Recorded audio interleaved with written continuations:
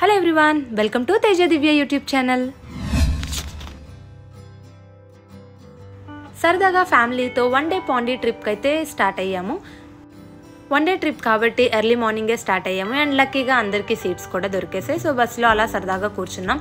మాకైతే బస్లో ఇది ఫస్ట్ టైం ఎక్స్పీరియన్స్ పాండీకి. ఇప్పటికీ 2 times పాండీ ట్రావెల్ చేసాము. 1 time బైక్ మీద, 1 time టెంపోలో వెళ్ళాము.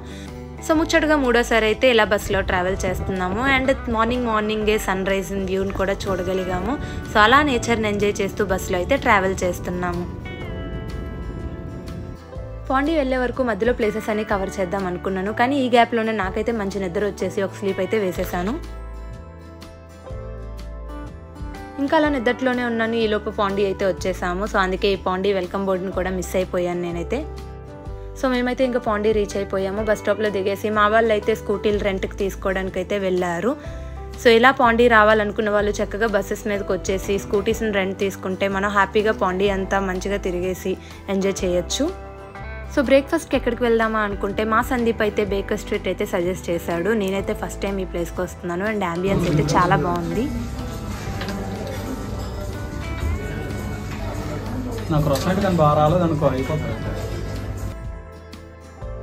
సో ఇంకందరం అలా కూర్చొని ఫుడ్ కోసం అయితే ఎదురు చూస్తున్నాము. ఈలోపే ఫుడ్ అయితే తీసుకొచ్చేసారు. సో ఇవన్నీ ఫ్రెంచ్ బేకరీ ఐటమ్స్ అండ్ చూడడానికి చాలా డిఫరెంట్గా ఉన్నాయి. టేస్ట్ అయితే అదిరిపోయింది. నేనైతే ఫస్ట్ టైం టేస్ట్ చేస్తున్నాను. సో మేమైతే cinnamon roll, twister, croissant and donut అయితే ఆర్డర్ చేసాం. ఇక్కడ మా శ్రీవారు అయితే డోనట్తో కష్టాలు పడుతున్నారు. అలా కాసేపు అక్కడే స్పెండ్ చేసి ఫుడ్ని ఎంజాయ్ చేసి బయటకైతే వచ్చేసాము. సో మేమైతే నెక్స్ట్ ప్యారడైజ్ బీచ్కి అయితే వచ్చాము. ఏమండో శ్రీవారు, హలో.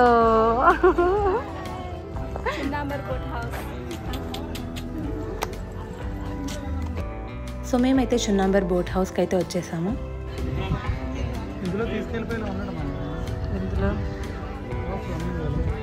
ఎంతమందినా?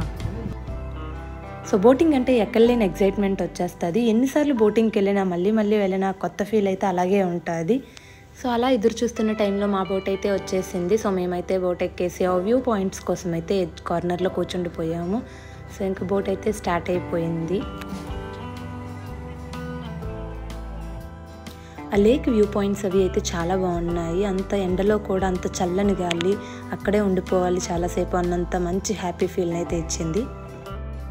సో మనం ప్యారడైజ్ బీచ్కి వెళ్తున్నాము అంటే ఈ బోట్ వేలో వెళ్తే మనం ఆ వ్యూ పాయింట్స్ని ఎంజాయ్ చేస్తూ అయితే రీచ్ అవుతాము. ఇది మనకు ఒక మినీ ఐలాండ్ ఫీల్ని ఇస్తుంది అండ్ మనకి రీచ్ అవ్వడానికి 20 to 30 minutes టైం పడుతుంది.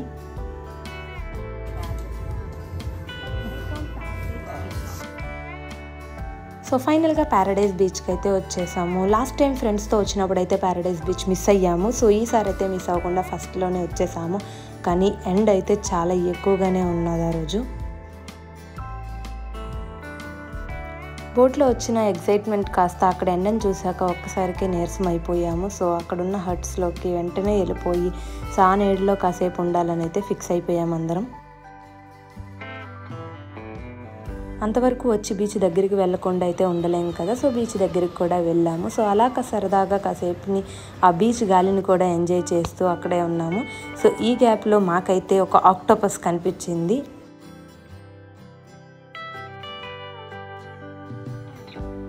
సో నేనైతే ఫస్ట్ టైం చూస్తున్నాను ఆక్టోపస్ని లైవ్లోని.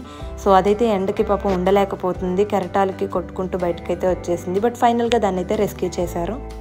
సో ఇంకా కాసేపు అక్కడే ఉండి అలా రిటర్న్ అయితే అయిపోయాము. మళ్ళీ ఆ బోట్ మీద నుండే మనం బయటకైతే వచ్చేయాలి.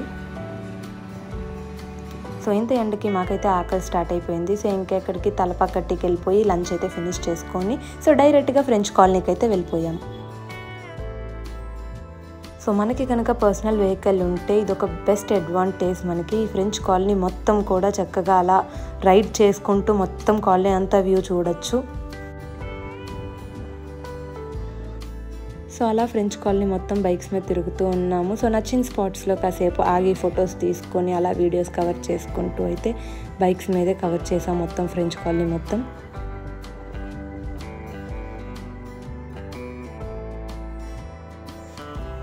సో తిరిగి మాకు కూడా కొంచెం హెల్ప్ వస్తుంది కదండి. కాసేపు బైక్స్ పార్క్ చేసి రాక్ బీచ్కి అయితే వెళ్ళాము.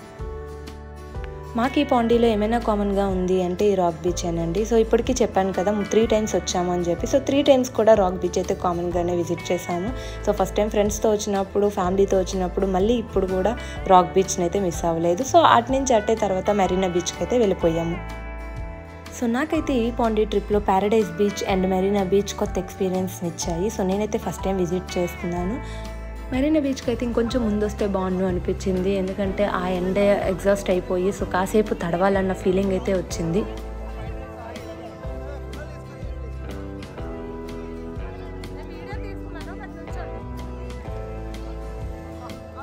ఫ్యామిలీతో ఎంజాయ్ చేసే మూమెంట్స్ ఎప్పుడు బాగుంటాయి కదా. సో అలాగే మేము కూడా మా ఫ్యామిలీతో ఫుల్ ఎంజాయ్ చేసాము. సో మెరీనా బీచ్లో అయితే ఫుల్గా తడాలి అనిపించింది, కానీ అంత టైం మాకు లేదు.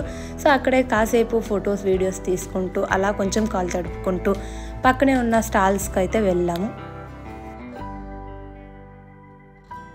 సో నాకైతే ఇప్పటి వరకు మెరీనా బీచ్ అంటే చెన్నైలో ఉన్న మెరీనా బీచే తెలుసు. బట్ ఇక్కడ పాండీలో ఉన్న Marina beach is far better than చెన్నైలో మెరీనా బీచ్. ఎందుకంటే అక్కడ నడవాలి, ఇక్కడ నడవాల్సిన పని లేదు మనకి. హలో, ఇలా చూపించాలా? పాండీ మెరీనా బీచ్, కానీ బీచ్ ఏది అటు సైడ్ ఉంది. స్టాల్స్.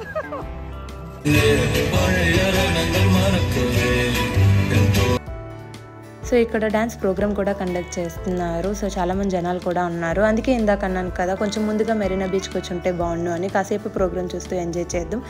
సో ఇంకా టైం అయింది, బైక్స్ రిటర్న్ చేయాలి అండ్ బస్ క్యాచ్ చేయాలి. అందుకని మేమైతే రిటర్న్ అయిపోయాము. మీకు కనుక వీడియో నచ్చినట్టయితే లైక్ చేయండి, షేర్ చేయండి అండ్ సబ్స్క్రైబ్ చేసుకోవడం మాత్రం మర్చిపోకండి. See you in the next video. Bye.